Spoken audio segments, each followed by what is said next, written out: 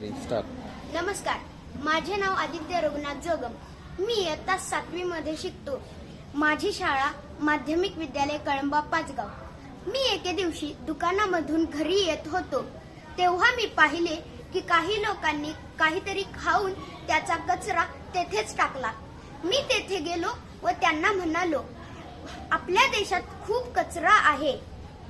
कचरा ही आपल्या देशातील फार मोठी समस्या बनत चाललेली आहे. आपल्याला ही समस्या नष्ट करावी लागेल.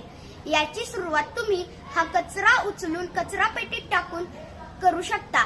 माझ्या बोलण्याचा त्यांच्या मनावर मोठा परिणाम झाला. त्यांनी तो कचरा उचलून कचरापेटीमध्ये टाकला व परत असे न करण्याची ग्वाही दिली. अशीच ग्वाही सर्वांनी द्यावी, म्हणजे आपला देश कचरा मुक्त होईल व स्वच्छ व सुंदर राहील. थँक्यू. नमस्कार, माझे नाव आदित्य रघुनाथ जोगम.